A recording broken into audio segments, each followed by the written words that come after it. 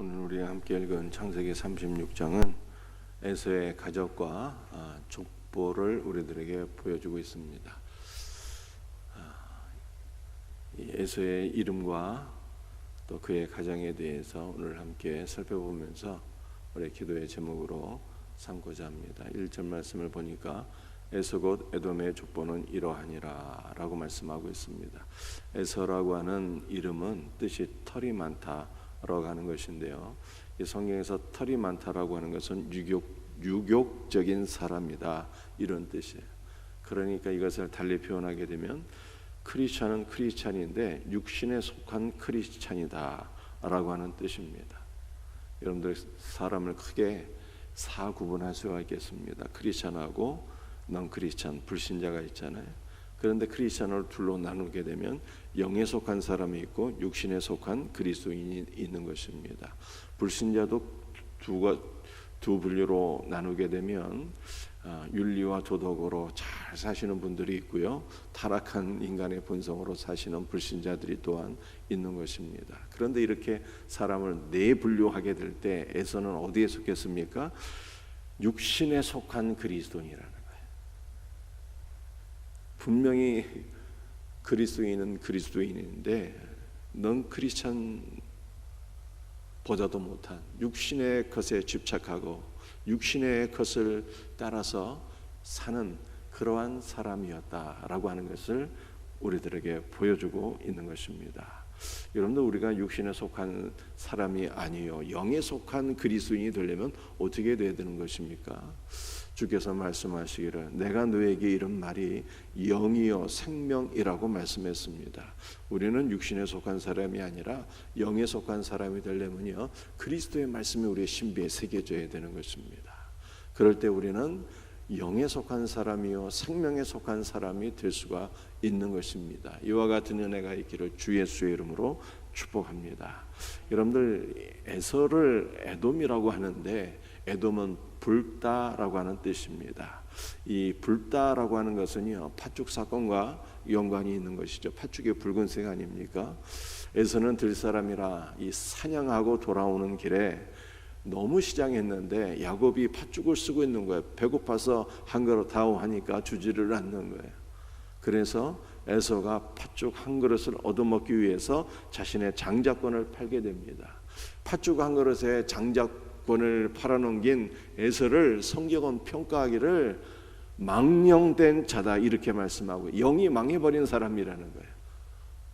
그래서 이 에돔은 붉다, 이 팥죽 사건을 우리들에게 연상케 하는 이름이기 때문에 이것은 상당히 불명예스럽고 모욕적인 그러한 이름이 되겠습니다.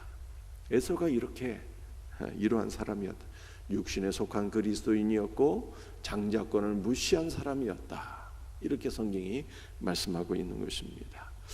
2절 말씀을 한번 읽어보겠습니다. 에서가 가나안 여인 중 헷 족속 엘론의 딸 아다와 히위 족속 시본의 딸인 아나의 딸 오홀리바마를 자기 아내로 맞이하고, 여러분들 성경에 보게 되면 창세기 36장에 에서의 부인이 3명이었다 이렇게 말씀하고 있어요.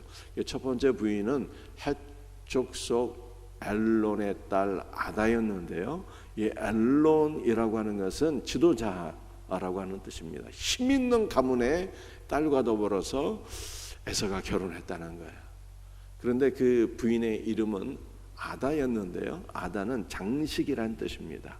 굉장히 힘 있는 가문의 딸이었기 때문에 화려하게 꾸미기를 좋아했던 여인이었고 에서는 이러한 여인과 더불어서 결혼했다 이렇게 말씀하고 있어요. 그런데 헷 족속이라고 하는 것은요, 가나안의 아들인 것입니다. 여러분들, 두 번째 이 부인을 보니까 히위 족속이었는데요, 히위 족속에 시브온의 이 손녀 오홀리바마와 더불어서 결혼을 하게 되는데, 오홀리바마는 높은 곳의 장막이라는 뜻이고요, 이것은 우상 숭배와 연관이 있는 것입니다. 우상 숭배를 하는 여인과 더불어 결혼을 하게 돼요. 그런데 이 두 명의 아내가 다 누구의 후손입니까? 가나안의 후손이에요. 가나안의 후손. 헷도 가나안의 아들이고요, 히위도 가나안의 아들인 것입니다. 여러분들이 가나안에 대해서 여러분들이 알고 있는 바가 있으시죠? 노아에게 세 명의 아들이 있었는데 셈, 함, 야벳이 있었습니다.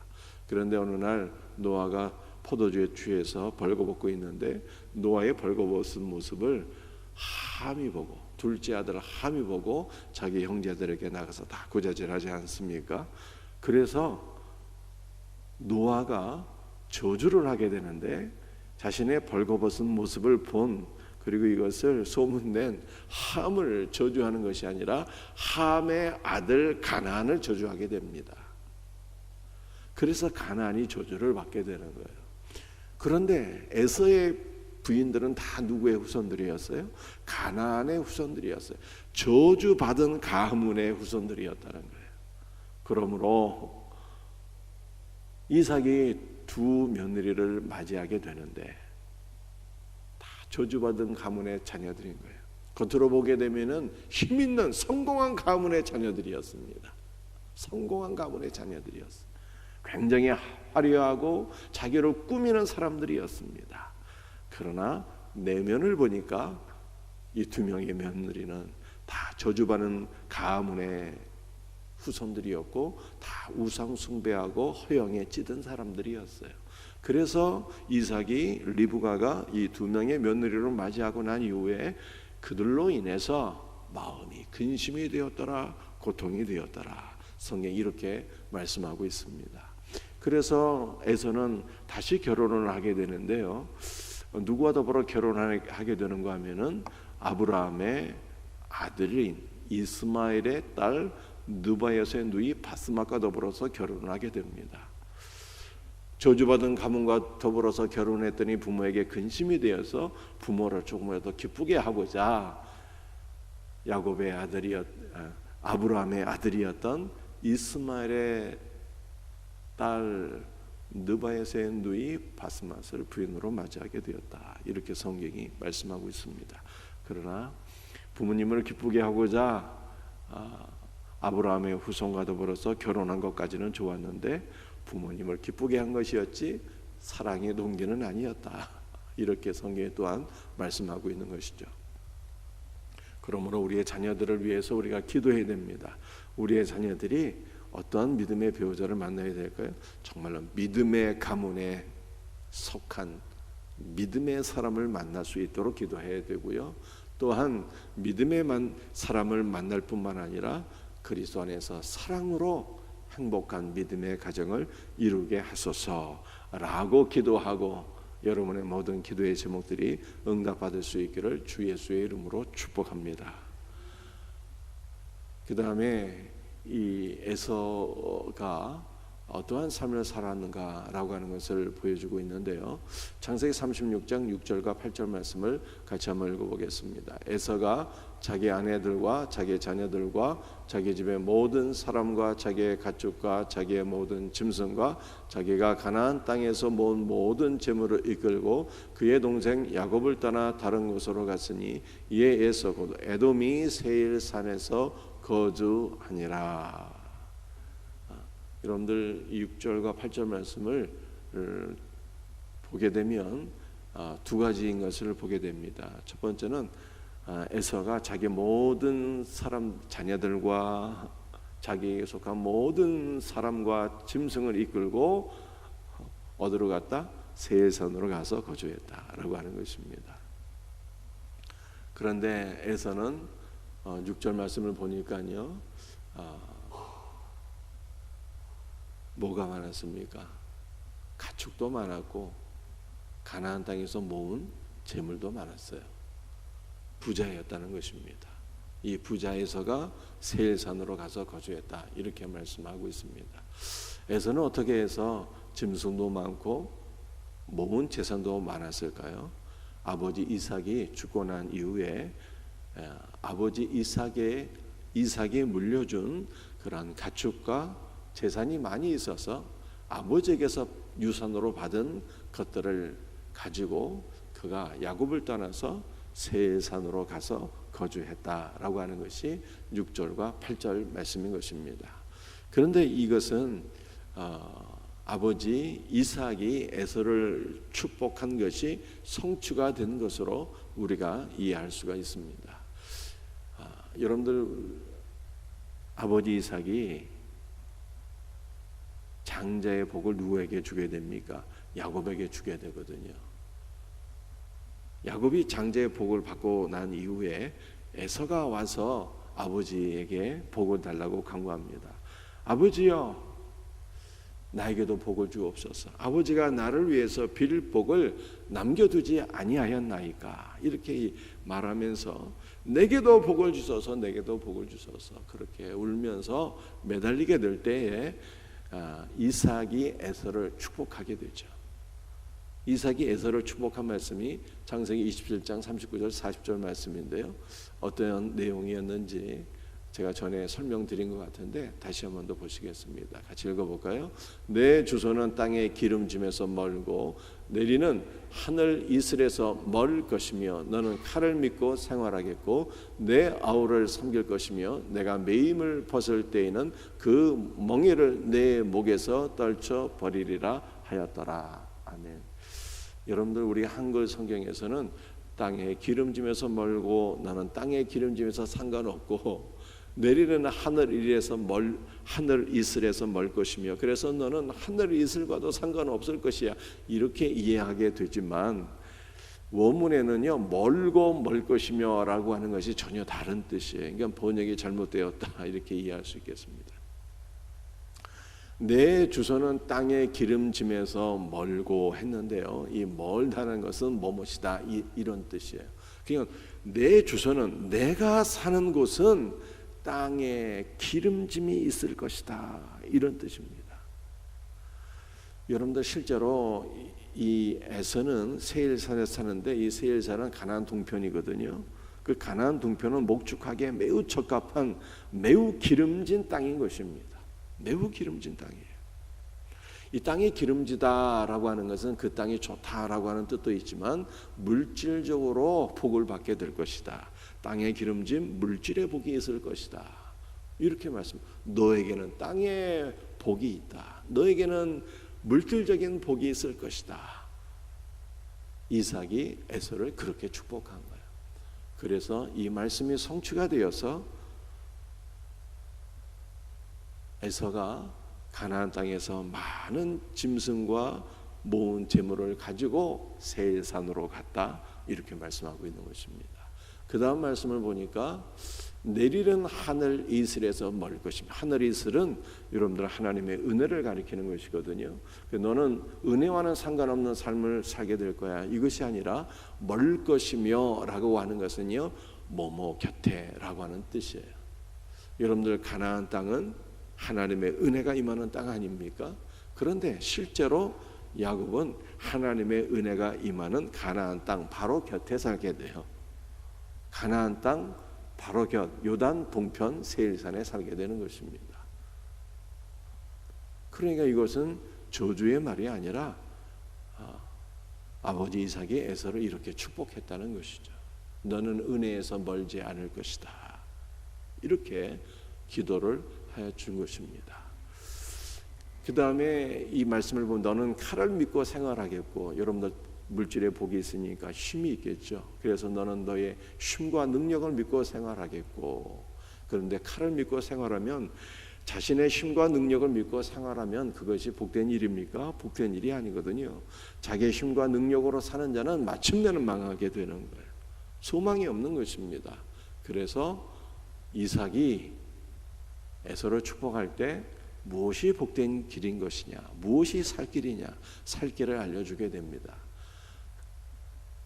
에서가 살 길은 내 아우를 섬기는 것이라, 이렇게 가르쳐주게 됩니다. 내 아우는 야곱을 가리키는 것이잖아요. 그런데 야곱에게서 그리스도가 탄생하는 것 아니겠습니까? 그래서 이삭이 에서에게 가르쳐주게 됩니다. 에서야, 네가 살 길은 내 아우를 섬기는 것, 즉 너는 그리스도에게로 돌아와서 그리스도를 섬기는 것이 내가 살 길이다 라고 가르쳐준 것입니다. 네가 그리스도에게로 돌아와서 그리스도를 섬기게 될 때 너는 모든 매임에서 벗어나고 내 멍에가 내 목에서 떨어져 나가게 될 것이요 너는 그리스도 안에서 참 자유를 누리게 될 것이다. 이렇게 이삭이 에서를 축복한 것입니다. 그러므로 여러분들 우리도 자녀를 위해서 기도할 때 늘 이렇게 기도해야 되는 것이죠. 무엇보다도 우리의 자녀들이 그리스도에게로 돌아와서 일평생 그리스도를 섬기는 자가 되게 하소서라고 기도하고 응답받는 복된 은혜가 있기를 주 예수의 이름으로 축복합니다. 여러분들 이 이삭의 축복이 이루어져서 아까 말씀을 살펴봤잖아요. 에서는 많은 재물을 가지고 세일산으로 가서 살게 되었다라고 말씀하고 있어요. 그리고 이 에서의 후손 가운데 일부가 정말로 그리스도께로 돌아와서 그리스도를 섬기게 되었다라고 하는 것을 성경이 말씀하고 있습니다. 누가복음 8장 3절 말씀 한번 읽어볼까요? 헤롯의 청지기 구사의 아내 요한나와 수산나와 다른 여러 여자가 함께하여 자기들의 소유로 그들을 섬기더라. 여러분들 헤롯의 청지기가 있었습니다. 이 헤롯의 청지기라고 하는 것은 헤롯의 모든 통치 자금을 다 관리하는 신하가 있었다는 거예요. 헤롯의 모든 통치 자금을 다 관리했으니 정말로 헤롯이 굉장히 신이 많은 사람이 아니면 안 되겠죠. 헤롯에게 가장 신이 많은 신하가 있었는데 그 신하가 바로 구사였어요. 그런데 구사의 아내 요한나가 누구를 섬겼어요? 예수님과 예수님의 제자들을 자기의 소유로 섬기게 되었다. 이렇게 성경이 말씀하고 있는 것입니다. 헤롯에게 가장 충성된 신하가 예수님을 섬기게 되었어요. 그 다음에 또 헤롯에 속한 자 가운데 누가 예수님을 섬기게 되었을까요? 사도행전 13장 1절 말씀을 한번 읽어보겠습니다. 안디옥 교회에 선지자들과 교사들이 있으니 곧 바나바와 느게르라는 시몬과 구레네 사람 루기오와 분봉왕 헤롯의 젖동생 마나인과 및 사울이라. 여러분들 바나바와 바울, 여기 사울은 바울을 가리키는 거예요. 바나바와 바울을 선교사로 파송한 교회가 있지 않습니까? 그 교회 이름이 그 유명한 안디옥 교회잖아요. 그런데 안디옥 교회는 목회자가 5명이 있었다는 거예요. 5명의 목회자. 담임 목사는 바나바이고 그 다음에 부목사가 4명이 있었다는 것으로 그렇게 이해하시면 되겠어요. 부목사 4명이 누구였습니까? 시므온, 그 다음에 루기오, 그 다음에 헤롯의 젖동생 마나인, 그리고 마지막으로는 바울이었어요. 헤롯의 젖동생이 마나인이었는데 젖동생이라는 것은 무슨 뜻일까요? 젖동생은 친동생은 아닌데 한 어머니의 젖을 같이 먹고 자라난 동생이다 이런 뜻이에요. 그러니까 마나인은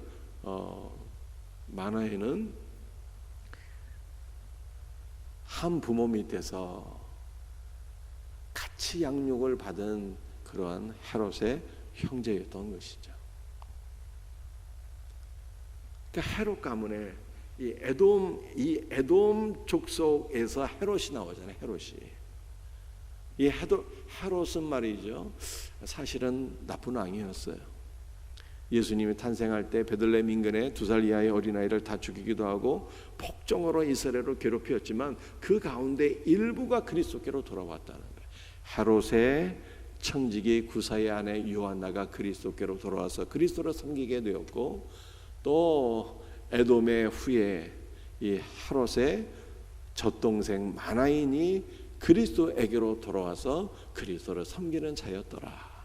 이렇게 성경이 말씀하고 있는 것입니다. 그러므로 여러분들 이삭의 축복이 일부가 성취되어서 에서의 후손 가운데 일부가 이렇게 그리스도께로 돌아와 그리스도를 섬기게 되었다라고 하는 것을 성경이 말씀하고 있는 것입니다. 그러므로 하나님께서는요, 우리가 자녀들을 위해서 축복하며 기도하는 모든 것들을 들으시고 또 이루어 주시는 분인 것을 말씀하고 있습니다. 그러므로 우리가 자녀들을 위해서 기도하는 것이 절대로 헛된 대로 돌아가지 아니하고 하나님께서 들으시고 응답해 주실 것을 믿고 늘 믿음으로 자녀를 축복하며 자녀를 위해서 기도할 수 있는 성도들이 되시기를 주님의 이름으로 축복합니다. 기도하시겠어요? 아버지 하나님 감사합니다. 오늘 주신 말씀을 붙잡고 기도합니다. 주여, 우리의 자녀손들이 믿음의 가문, 저주받은 가문의 자녀가 아니라 믿음의 가문의 자녀를 만나서, 믿음의 사람을 만나서 행복한 가정을 이룰 수 있도록 은혜를 베풀어 주시옵기를 간절히 기도합니다. 주 예수여, 우리의 자녀손들이 다 그리스도께로 돌아와서 그리스도를 섬기는 자들이 되게 하여 주옵소서. 이삭의 축복이 이루어져서 에서의 후손 가운데 일부가 그리스도를 섬겼다는 것을 저희들이 말씀 안에서 확인했습니다. 우리 사랑하는 성도들의 자녀손들은 다 그리스도께로 돌아와서 그리스도를 섬기는 복된 은혜가 있게 하여 주시옵소서. 오늘 이 새벽에도 자녀들을 위한 모든 기도를 주께서 들으시고 응답하여 주옵기를 소원하오며 예수님의 이름 받들어 간절히 기도드립니다. 아멘.